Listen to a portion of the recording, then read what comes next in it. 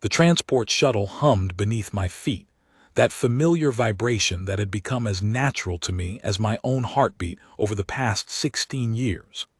I remember staring out the viewport at the swirling orange and purple clouds of the Cygnus Nebula, wondering for the 100th time why I had agreed to this assignment. My name is Dr. Elena Vasquez. I'm a xenobiologist by trade, though the Galactic Council had seen fit to reclassify me as a cultural liaison specialist for this particular mission. Fancy title for someone who was really just a glorified babysitter, making sure the humans didn't embarrass themselves in front of the galaxy's most powerful military force. The year was 2187. Humanity had been part of the Galactic Federation for barely 2 decades, and we were still the new kids on the block, the weird ones with the strange customs, the unpredictable emotions, and the terrifying capacity for violence that we somehow balanced with art and poetry, and something we called kindness. The other species in the Federation didn't quite know what to make of us. That was why I was here, seated in the cramped cabin of a diplomatic shuttle with 3 other humans, hurtling toward the orbital fortress of General Thrax Vorn, the most decorated military commander in the known galaxy. The general had requested, no, demanded, a demonstration of human combat capabilities. He wanted to see what we were made of. "I still don't understand why they picked me," muttered Corporal Marcus Webb, the young soldier seated across from me. He was barely 22, with a baby face that made him look even younger. His fingers drummed nervously against his thigh. "I'm just a logistics officer. I push papers. I make sure the coffee machines are working." "They didn't pick you for your fighting skills, Marcus," I said, trying to keep my voice steady. "They picked you because you're the most human among us." He gave me a confused look. What's that supposed to mean? I didn't have an answer that wouldn't sound insulting. The truth was, the Galactic Council had chosen Marcus because he was ordinary, unremarkable, the kind of human who wouldn't threaten anyone. They wanted to show the general that we were peaceful, reasonable creatures who posed no danger to the galaxy. I looked past Marcus to the other 2 members of our delegation.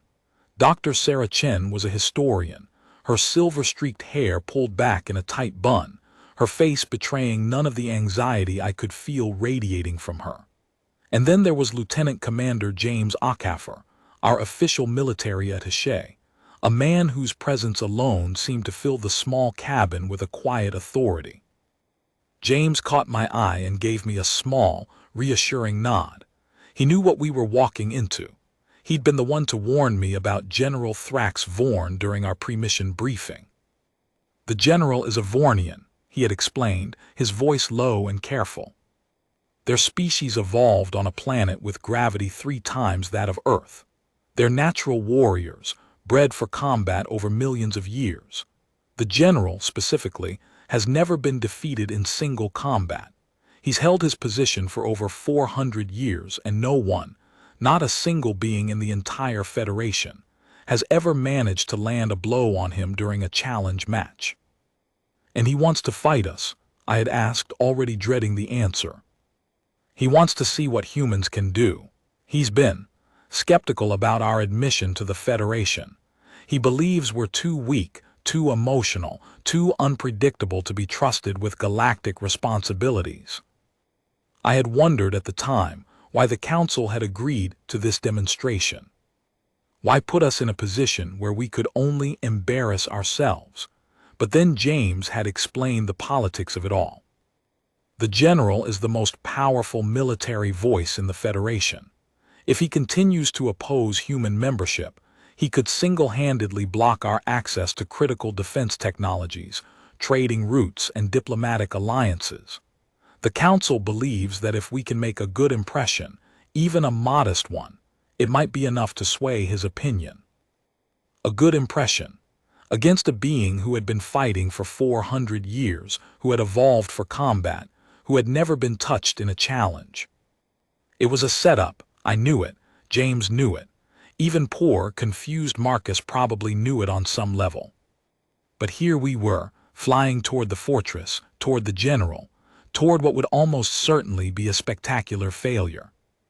The shuttle's landing was smooth, barely a tremor as we touched down on the fortress's primary docking bay.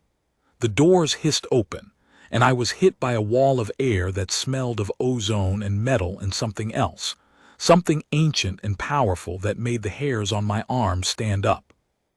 The docking bay was massive, easily the size of several city blocks back on Earth. The ceiling soared hundreds of feet above us, disappearing into shadows where I could see the glint of weapons platforms and defensive systems. The walls were lined with banners, the colors and symbols of 100 different species, each representing a world that had fallen under the general's command. And in the center of it all stood General Thrax Vorn. He was enormous. I had seen hollows, had studied the files, but nothing had prepared me for the reality of him. He stood at least 9 feet tall, his body covered in a natural armor of thick, chitinous plates that gleamed with an iridescent sheen. His face was a nightmare of sharp angles and hard edges, with multiple sets of eyes that seemed to look in every direction at once. His arms were like tree trunks, ending in hands that could crush a human skull like an eggshell. Behind him stood a dozen of his soldiers, each one equally massive, equally terrifying. They watched us with expressions that ranged from curiosity to outright contempt. "Welcome," the general said, his voice a deep rumble that I could feel in my chest. His translator unit rendered his words into standard galactic, but the original Vornian language still bled through, a series of clicks and growls that spoke of a mouth full of sharp teeth. "I am General Thrax Vorn. You are the humans." It wasn't a question. He had called us by our species name like he was identifying a new type of specimen. I stepped forward, my legs feeling like they were made of rubber. "General, I am Dr. Elena Vasquez, Cultural Liaison Specialist. On behalf of the human delegation, I want to thank you for your hospitality and for the opportunity to—" "You are the doctor," he interrupted, and one of his heads, did he have multiple heads? I couldn't tell, swiveled to focus on me. "The one who studies living things." "Yes, General. I'm a xenobiologist." "Then you will understand why I am curious about your species." He stepped closer, and I forced myself not to back away. He towered over me, his shadow blocking out the lights from the docking bay. "Your people are soft. You have no natural weapons, no armor, no adaptations for survival in hostile environments. And yet you managed to travel to the stars, to develop technology that rivals the oldest civilizations in the galaxy. How?" It was a trap. I could feel it. He wasn't asking because he wanted to understand. He was asking because he wanted to hear me stumble through an explanation, wanted to hear me admit that humans were nothing special, that we had gotten lucky, that we didn't deserve our place among the stars. But I was a scientist. And scientists don't lie. "General, humans are not the strongest species in the galaxy. We are not the fastest, the toughest, or the most naturally gifted. What we are is adaptable. We are stubborn. We do not know when to give up." I paused, trying to find the right words. "We are the species that invented space travel because we looked up at the stars and decided we had to touch them, even though the journey should have killed us. We are the species that—" "You speak of spirit," he interrupted again, "of determination, but spirit does not win wars. Spirit does not stop a blade from cutting your throat. I have seen the battle records of your species. You fight with courage, yes. But courage is meaningless when your body is broken and your blood is on the ground." James stepped forward, and I felt a surge of relief. "General, if I may." "Ah, the military attaché."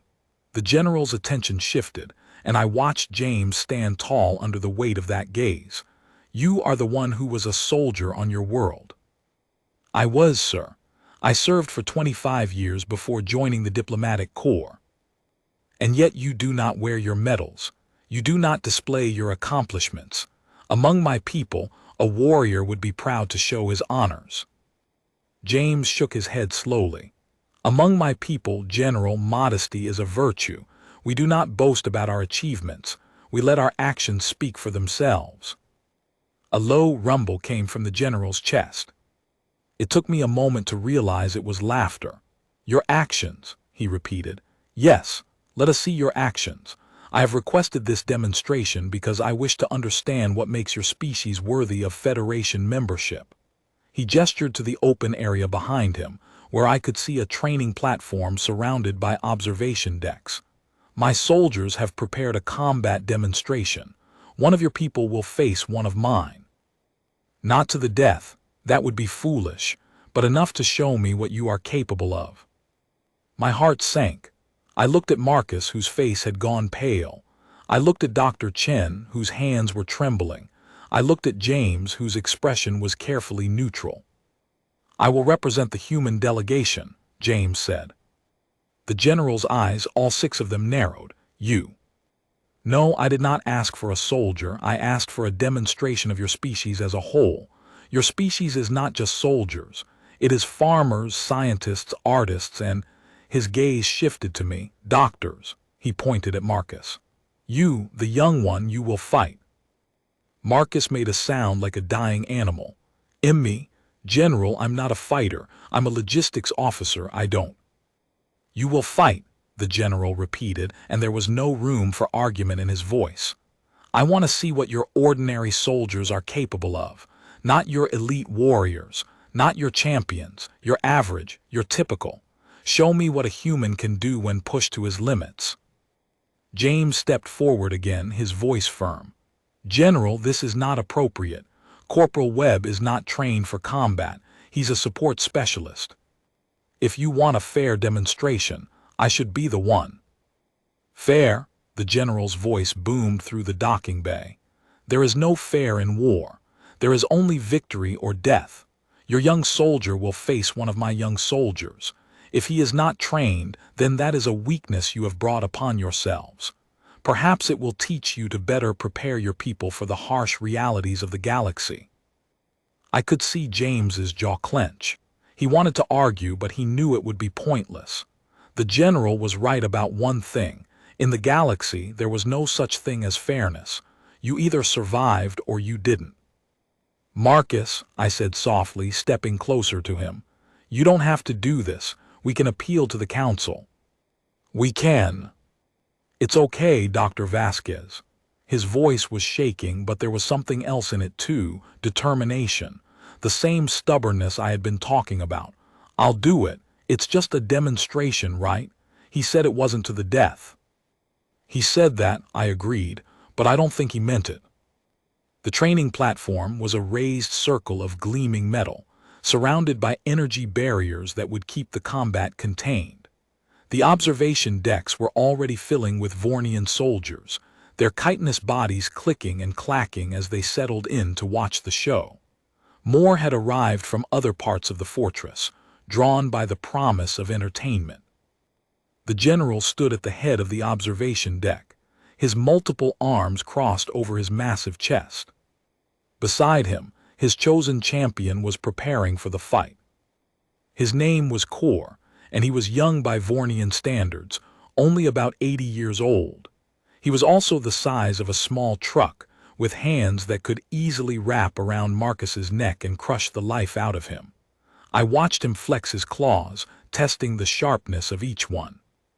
Corporal Webb, the general announced, are you prepared?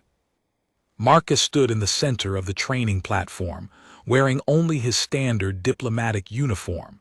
He had no weapons, no armor, nothing to protect himself. He looked small and vulnerable against the looming figure of Kor. I'm ready, General, Marcus called out. His voice was barely loud enough to carry across the platform, but he held his head high. Kor laughed, a harsh, guttural sound that echoed off the walls. I will try not to break you too badly, human. I would hate to make your species look even weaker than it already does. Marcus didn't respond. He just stood there, his hands at his sides, waiting. The general raised one of his massive hands. Begin. Kor charged. I had never seen anything move that fast.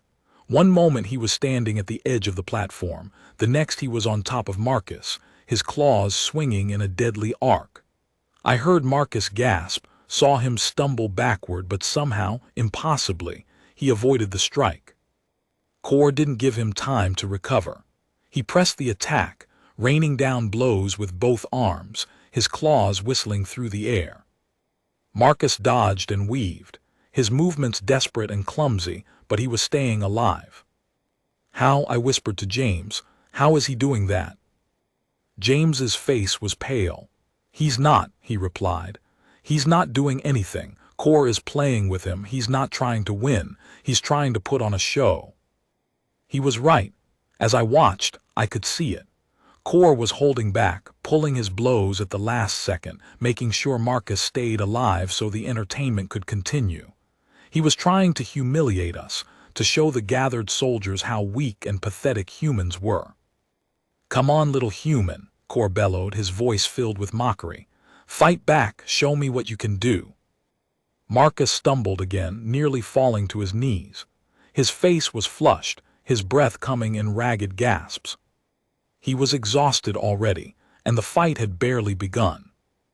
"Please," I heard him whisper, "please, I can't do this." And then Core hit him. It was a backhanded swipe, casual and contemptuous, but it caught Marcus across the chest and sent him flying across the platform. He crashed into the energy barrier, crumpled to the ground, and didn't move. The crowd of soldiers erupted in laughter. "That's it," one of them shouted. "One blow and he's down." "Pathetic," another called out. "Even a Vornian child could do better." I rushed toward the barrier, but James caught my arm. "Don't," he said quietly. "It's not over yet." I looked back at Marcus. He was stirring, trying to push himself up with trembling arms. Core was walking toward him, slow and deliberate, savoring the moment. "Get up, little human," Core said. "Get up so I can knock you down again." Marcus managed to get to his knees. He was shaking, blood trickling from a cut on his forehead, but there was something in his eyes, something that hadn't been there before. "No," I heard him say, "I'm done." Core stopped, confused. "What?" Marcus looked up at him, and I saw a smile on his face, a small, tired, almost apologetic smile. "I'm done," he repeated. "You win. Congratulations. You defeated a logistics officer who's never held a weapon in his life. You must be so proud." A murmur ran through the crowd. The laughter stopped. Core looked around, clearly unsure how to respond. "What is this?" the general demanded. "The fight is not over. You have not been defeated. Get up and continue." "No, General. I don't think I will." Marcus forced himself to his feet, his legs wobbling beneath him. "You see, you asked for a demonstration of what humans are capable of, and I think I've demonstrated it perfectly. We're not fighters. We never were. We're builders and creators and dreamers. We're the species that puts up resistance to a fight because we don't want to hurt anyone." He looked directly at the general, and I could see the defiance in his eyes. "If I had used the skills you've been training your whole life against, I would be dead in the first minute. So congratulations, General.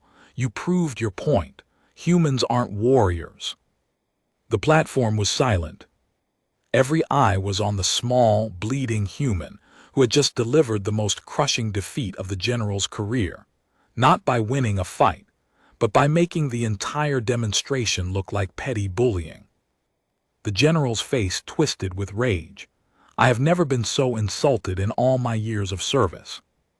"Then maybe you should think about why," Marcus said softly. "Maybe you should think about what it says about a society that considers this a valid form of entertainment." For a long moment, no one moved. The air crackled with tension, and I could feel the weight of the general's fury pressing down on all of us. And then the general laughed. It was a terrible sound, raw and brutal, but it was laughter nonetheless. "Clever," he said. "Very clever. Your species is not just weak. It is cunning. You have turned my demonstration into a lesson." He pointed at Marcus. I will remember you, but I would still like to see a real fight, something that will test your people's limits." James stepped forward again. "I can." No, the general interrupted. Not you. I have seen enough of your soldiers. I want to see someone else. He scanned the delegation, his multiple eyes landing on me. Doctor, you will fight. I felt the blood drain from my face. Me, General, I'm not a soldier. I'm a scientist. I've never. You are a living creature. You have instincts. You have the capacity for violence. He gestured to the platform. I will face you myself. If you can land a single blow on me, a single touch, I will withdraw my opposition to human membership in the Federation. The observation deck went silent. Every soldier stared at the general, then at me, then back at the general. General, one of his officers said, this is highly irregular. You haven't participated in a challenge in over a century. Your position. My position is secure, the general snapped. I can afford to play a little. The doctor is a scientist, not a warrior. What harm could she possibly do? I looked at James, who shook his head slowly. He was telling me not to do it. He was telling me it was a trap. But I was human, and humans are stubborn. Fine, I said, I'll do it. The platform was the same one Marcus had used, but it felt different now. The energy barriers seemed higher, the observation decks more crowded. Every soldier in the fortress had come to watch. The general was going to fight, and they wanted to see it. I stepped into the center of the platform, my heart pounding so hard I could barely hear. My hands were shaking. My legs felt like they were about to give out. I had never been in a fight in my life, not a real one, not with fists or claws or anything that could actually hurt me. General Thrax Vorn entered the platform from the opposite side. He was even more terrifying up close, his chitinous armor gleaming in the harsh light of the training room. His multiple eyes scanned me, assessing my weaknesses. Doctor, he said, his voice a low rumble, I will give you a chance. If you can survive 30 seconds against me without being incapacitated, I will consider it a victory for your species. 30 seconds, I repeated, my voice barely a whisper. That's all. Yes, 30 seconds. When the bell sounds, it will begin. You will have until the next bell to prove yourself. I nodded, not trusting myself to speak. I didn't know how I was going to survive 30 seconds against a being who had spent 400 years perfecting the art of combat. I didn't know how I was going to survive at all. Now, the general said, are you ready? No, I admitted, but I don't think that matters. He laughed again, but this time there was something almost like respect in it. No, he agreed, it doesn't. The bell sounded. The general moved so fast I didn't even see him coming. One moment he was across the platform, the next he was right in front of me, his massive hand reaching for my throat. I reacted on pure instinct, throwing myself to the side just as his fingers closed on empty air. You have good reflexes for a non-combatant, he observed, turning to face me, but reflexes won't save you. He lunged again, and this time I wasn't fast enough. He caught me around the waist and slammed me into the energy barrier with enough force to drive the breath from my lungs. I crumpled to the ground, gasping, the world swimming in and out of focus. That's one, the general said, stepping back. Get up. There's still 20 seconds left. I forced myself to my feet, my body screaming in protest. My shoulder was on fire where I had hit the barrier, and I could taste blood in my mouth. I hadn't even been fighting for 10 seconds, and I was already broken. Good, the general said. You're still standing. That's more than I expected. He came at me again, and this time I decided to try something different. Instead of dodging, I stepped forward, throwing myself into his massive chest. It was like running into a brick wall, but it caught him off guard.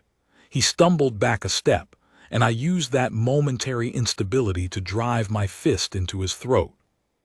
It was a stupid move. I knew it was a stupid move even as I was doing it. His body was covered in armor, and there was no way a human fist could do any damage. But I wasn't trying to hurt him. I was trying to touch him. To land a blow, any blow. so I could prove that I hadn't just rolled over and died. My fist hit his throat, right where the chitinous plates met the softer flesh underneath. I felt something give, not his armor but something else. A hidden weakness, a vulnerability he had never anticipated anyone discovering. The general roared in pain. He stumbled back, one of his hands going to his throat. When he pulled it away, I could see blood, green, viscous, the color of sickness. I had drawn blood. "What did you do?" he snarled, his voice raw and furious. "What did you do to me?"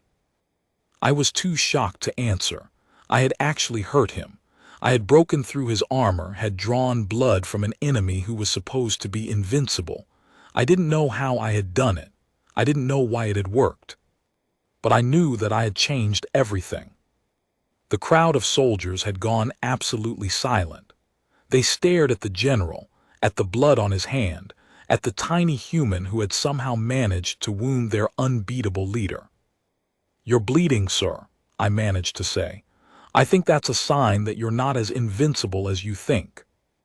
The general's face twisted into something that was half rage, half grudging respect. "You got lucky. You found a weak spot I didn't know existed, but luck will not save you next time." "Next time?" I asked, backing away slowly. "I thought 30 seconds was the limit." "The bells are silent," he said, and I realized he was right. The second bell should have rung by now, marking the end of our match. But the arena was silent, except for the sound of my own breathing. "General, the rules were—" "The rules were what I said they were," he interrupted, stepping closer. "And I am changing them. You want to earn your species' place in the Federation? Then earn it. Fight me. Win against me. Defeat me, and I will personally sponsor humanity's membership in the highest councils of the galaxy." I looked at James, who was shaking his head frantically. I looked at Marcus, whose face was filled with terror. I looked at Dr. Chen, who had her hands pressed to her mouth. "General," I said, "I can't defeat you. I'm a scientist. I don't know how to fight." "You don't need to know how to fight," he replied. "You just need to do what you did before. Find my weakness, exploit it. I got lucky once. I can't do it again." "Then I will have to teach you," he smiled, and it was a terrible thing to see. "I will show you the limits of your species, and you will show me what you are truly made of." I knew then that I had no choice. The general was not going to let me leave the platform until I had either defeated him or been beaten into unconsciousness. The only way out was through him. So I took a deep breath, squared my shoulders, and prepared to do the impossible. "Fine," I said, "let's do this." The general attacked again, and this time there was no holding back. His claws came for me, fast and deadly, and I barely managed to throw myself out of the way.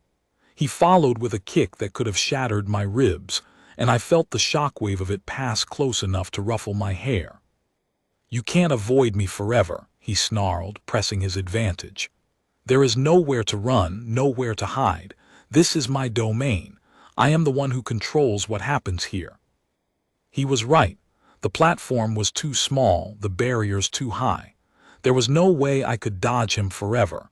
He would catch me eventually, and when he did, he would finish me. But I wasn't trying to avoid him. I was trying to do something else. I had been a xenobiologist for 20 years. I had studied hundreds of species, had analyzed the anatomy and physiology of creatures from across the galaxy. I knew the general species. I knew their weaknesses, their vulnerabilities, their secret soft spots. And I knew one thing that he didn't. They were cold-blooded. The general species, the Vornians, were reptilian in nature. They evolved on a desert planet where the sun was always hot, where the days were long and the nights were short. They needed warmth to function, to move, to fight. And I knew exactly how to steal that warmth. The energy barrier. It was generating heat, enough to make the air shimmer around it. If I could get the general near it, if I could hold him close enough for long enough, his body would start to cool down, his movements would slow, his reflexes would dull. But I couldn't do it alone. I would have to get him to chase me, to move with me, to commit to the attack in a way that left him vulnerable. "Come on, General," I called out, deliberately baiting him. "You said you were going to teach me my limits, but all I see is an old warrior who can't keep up with a human scientist." It worked. The general roared in fury and charged at me, his claws extended, his eyes blazing with rage.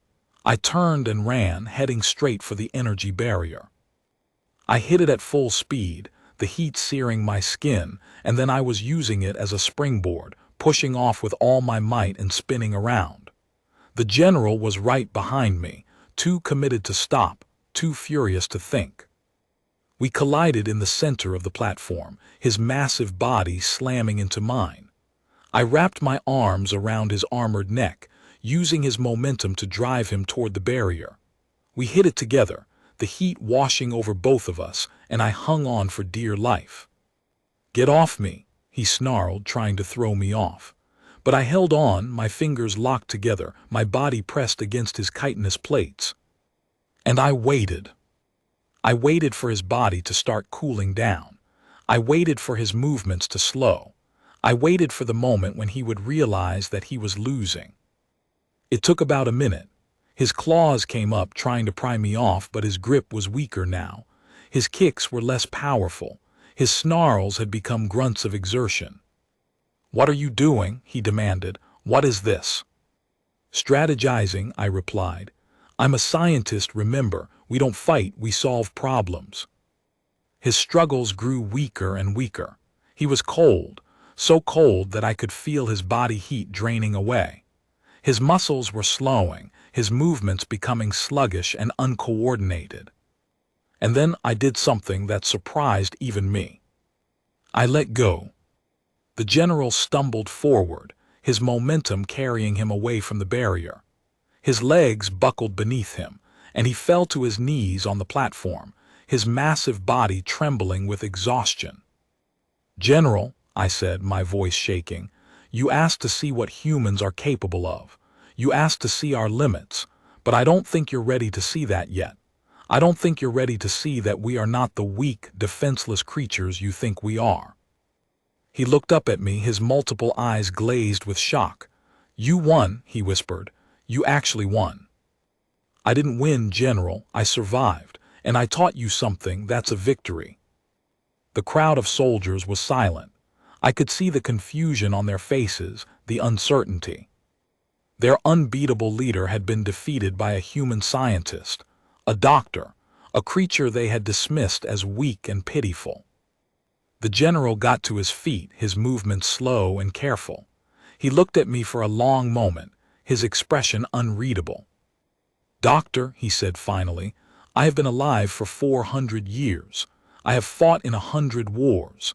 I have faced the greatest warriors in the galaxy, and I have never ever met anyone like you." "Thank you, General," I replied. "I think." He laughed, a real laugh, warm and surprised and honest. "You have shown me something today, something I had forgotten." He gestured to the crowd of soldiers who were watching with rapt attention. "You have shown me that strength is not just about the size of your muscles or the sharpness of your claws. Strength is about the size of your mind, the depth of your spirit, the courage to face an enemy you cannot possibly defeat and to find a way to win anyway." He turned to face the observation deck, his voice rising. "These humans are not weak. They are not pitiful. They are the most dangerous species I have ever encountered, not because of what they can do, but because of what they are willing to do. When they cannot fight, they adapt. When they cannot win, they survive. And when they survive, they teach us something we did not know." He looked back at me and I saw respect in his eyes. "I am a general. I have commanded armies. I have conquered worlds. But today I have been taught a lesson by a doctor. A lesson I will never forget." "General," I said, "I don't know what to say." "You don't have to say anything." He extended his hand toward me, not to attack but to shake.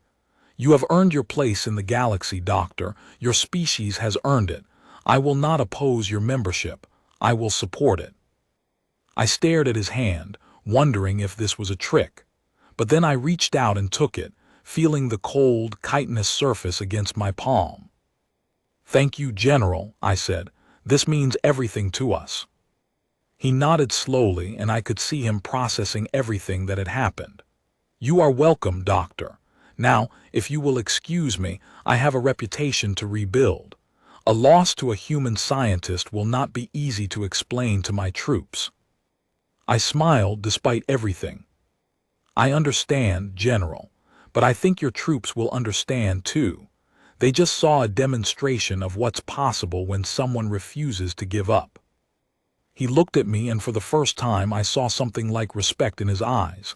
"Yes," he said.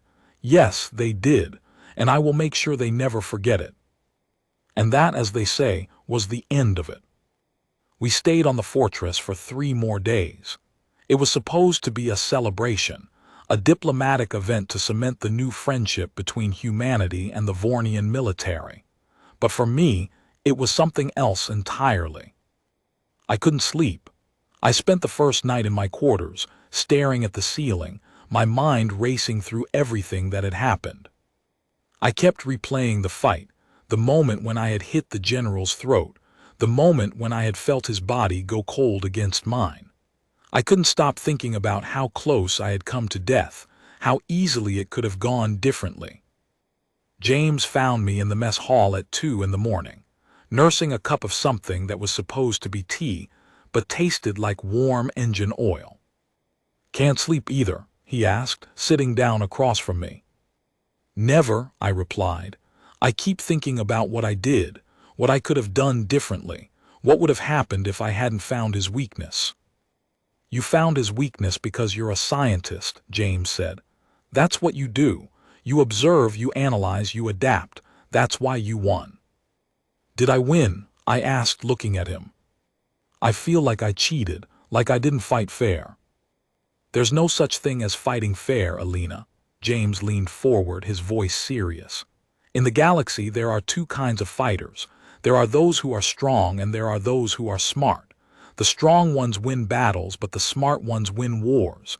You didn't cheat. You used your mind, which is the greatest weapon you have. That's not cheating. That's being human." I considered his words, turning them over in my head. I never thought about it that way. "Most humans don't," James said. "We've been taught that strength is about muscles, about violence, about being able to overwhelm your enemies. But that's not what makes us special. What makes us special is our ability to think, to adapt, to find solutions where none seem to exist." He paused, his eyes meeting mine. "You showed the general something today. You showed him that humans are not to be underestimated. That's why he changed his mind. It wasn't because you beat him, it's because you made him think. You made him question everything he thought he knew about your species." I thought about the general's expression when I had stepped off the platform. It was a mixture of disbelief and wonder, as if he had witnessed something that couldn't possibly be true. "I don't feel like I made him think," I said. "I feel like I just got lucky." "Luck is a component of every victory, Alina. The key is not to rely on it. You didn't. You used your knowledge, your intelligence, your training. That's not luck. That's skill." He reached across the table and placed his hand over mine. "You saved humanity today. You did something that no one else could do. You changed the course of history. Don't ever doubt that." I felt tears prickling at the corners of my eyes. I blinked them away, embarrassed to be so emotional in front of a military attaché. "I didn't do it to save humanity," I said. "I did it because I was scared. I did it because I had no choice." "That's the best reason to do anything," James said. "Doing something because you have no choice means you're not doing it for glory or fame or recognition. You're doing it because it's necessary, because it needs to be done. That's what makes you a hero, Alina. Not the victory, the choice." I looked at him, seeing him clearly for the first time. He wasn't just a military attaché, a diplomat, a soldier. He was a man who had seen the worst of what the galaxy had to offer, and who still believed in the best of what humanity could become. "Thank you," I said, "for telling me that." Don't thank me, he replied. Just promise me something. What? Promise me you'll never doubt yourself again. You have a gift, Alina. You think. You observe. You adapt. That's what makes you dangerous to your enemies and valuable to your friends. Promise me you'll never forget that. I promise, I said, and I meant it. The general summoned me to his private quarters the next morning. I was nervous, more nervous than I had been before the fight. I didn't know what he wanted, didn't know if he had changed his mind about supporting humanity. His quarters were surprisingly austere. The room was large, but it was almost empty except for a massive desk and a small meditation area with a view of the stars. The general sat at the desk, his multiple eyes focused on the entrance as I walked in. "Doctor," he said, gesturing for me to sit, "please make yourself comfortable." I sat down across from him, my hands clasped tightly in my lap. "General, you wanted to see me." "Yes," he paused, his gaze shifting to the viewport. "I have been thinking about what happened yesterday, about what you did." "I'm sorry, General, I didn't mean to."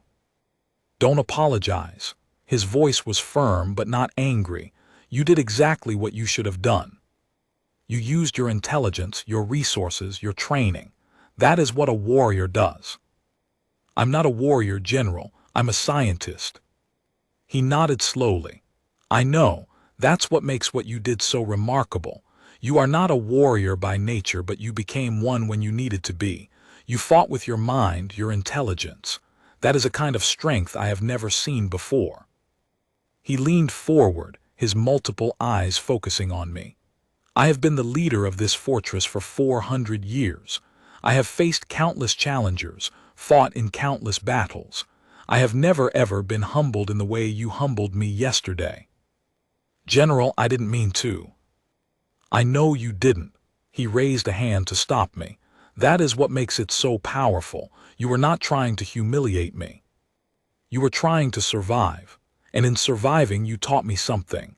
You taught me that strength comes in many forms. That intelligence is a weapon. That knowledge is a shield." He paused, his gaze unwavering.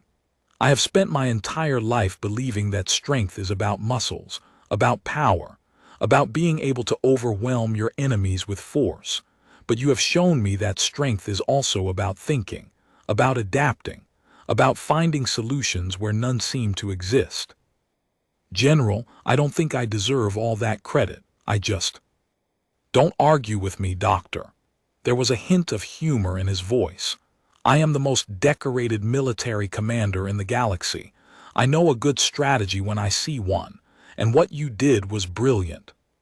Simply brilliant."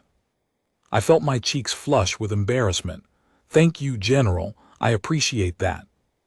"Now," he said, leaning back in his chair, "I asked you here for a reason. I want to know more about your species, about your people, your culture, your history. I want to understand what makes humans so different." I blinked, surprised by the request. "You want me to give you a lecture on human culture?" "I want you to teach me," he corrected. "I have been ignorant of your people for too long. I want to learn. I want to understand. I want to see the galaxy through your eyes." "General, that's going to take a lot of time." "I have time," he smiled, a hint of amusement in his multiple eyes. "I have 400 years of time. I think I can spare a few hours." "General," I said, smiling despite everything, "I would be honored to teach you about my people." "Good," he nodded, satisfied. "We will start tomorrow, but for now I want you to rest. You have earned it." "Thank you, General, I will." I rose to leave, but his voice stopped me at the door. "Doctor," he said, "one more thing." "Yes, General." "The human soldier, Marcus, he is a brave man. He stood up to me when he had every reason to be afraid. That takes courage." "He's a good man, General. He didn't deserve what happened to him." "No," the General agreed. "He didn't, but I think he learned something too, something about himself, something about his species." He paused, his gaze thoughtful. "I think we all learned something yesterday." "General, I don't know what to say." Say you will teach me, he replied. Say you will help me understand your people, and say you will be my friend. I looked at him, this massive, terrifying creature who had spent 400 years being unbeatable, and I saw something I hadn't expected. I saw loneliness. I saw someone who had been so focused on being strong that he had forgotten what it meant to be human, or Vornian, or anything else. General, I said softly, I would be honored to be your friend. The next 3 days were a blur of activity. I spent hours with the general, teaching him about humanity, about our history, our culture, our values. He was a quick learner, always asking questions, always pushing for more understanding. You have endured so much, he said at one point after I had described the history of Earth's wars and conflicts. So much suffering, so much destruction, and yet you still persevere, you still fight, you still hope. It's what we do, I replied. We never give up. No, he agreed. I have learned that lesson well. And so the days passed, and the general and I became friends. He told me about his own history, about his people, about the wars he had fought and the worlds he had conquered. He showed me the scars on his body, the wounds that had never healed. He explained that being a general meant being the target, the one who faced the greatest danger, the one who had to be ready to make the sacrifice. Like you did for your people on the platform, he said. You risked everything for them. That is what a leader does. General, I'm not a leader, I'm a doctor. You led us, he insisted. You showed us what it means to be human. That is what a leader does. I had no answer to that, so I just nodded and let him believe what he wanted. On the last day of our visit, the general called a formal assembly. Every soldier in the fortress was gathered in the main hall, watching as the general addressed them from a raised platform. Today, he announced, we say farewell to our human visitors. They have taught us something important. They have taught us that strength is not just about muscles. It is about the mind, the spirit, the determination to survive. The crowd murmured, but there was no hostility. If anything, there was a sense of respect. Dr. Vasquez, Corporal Webb, Dr. Chen, Commander Akafer, you have done something remarkable. You have shown us that humanity is worthy of its place in the galaxy. You have earned our respect. You have earned our friendship. He turned to me, his gaze direct. Doctor, I have something for you. He reached into a compartment in his armor and pulled out a small, ornate box. He opened it, revealing a medal, silver and blue, with a design that I didn't recognize. This is the Medal of Honor, he said. It is the highest decoration a Vornian soldier can receive. It is given to those who have shown exceptional bravery, leadership, and sacrifice. General, I don't deserve. You do. He stepped closer, his voice low. You showed a bravery that I have never seen before. You risked your life for your people. You fought with honor. You never gave up. That is what this medal represents, and I want you to have it. General, I'm not a soldier. I know, he said, smiling. That's what makes it so remarkable.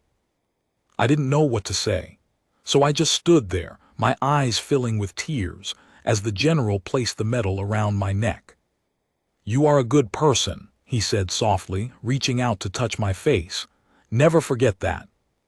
I won't, I promised, and I will never forget you. We left the fortress the next day, our shuttle lifting off from the docking bay and heading toward the stars. I looked out the viewport, watching as the massive structure grew smaller and smaller until it was just a speck of light. I would never forget those 3 days. I would never forget the general, his kindness, his wisdom, his unexpected friendship. He had shown me that we all carry our own burdens, that we all fight our own battles, and that the greatest battle is often the one we fight in our hearts. And I would never forget the lesson I had learned. That strength comes in many forms. That intelligence is a weapon.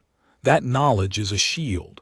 And that the most powerful weapon we have is the ability to think, to learn, to adapt. That's what being human means. They say that General Thrax Vorn retired 6 months after our visit. He had served the galaxy for 400 years, and he decided that it was time to rest. He moved to a small world in the outer reaches of the galaxy, a place of beauty and peace where he could spend his remaining years in reflection. But he never forgot the human who had dared to fight him. He told the story of our battle to anyone who would listen, always with a smile on his face. "I learned something that day," he would say, his voice filled with wonder. "I learned that strength is not about what you can do, it is about what you are willing to do, and the humans are willing to do anything to survive." And the humans, we went on to become one of the most respected species in the galaxy. Not because we were the strongest or the fastest or the most powerful, but because we were the ones who never gave up. The ones who kept fighting, kept hoping, kept believing that we could make a difference. We learned a lot from that day. We learned that we were stronger than we thought, braver than we believed, and more capable than we ever imagined. And we learned that the general was right. Strength comes in many forms, and the greatest strength of all is the courage to keep trying, even when the odds are against you. That's what being human means. That's what made us who we are.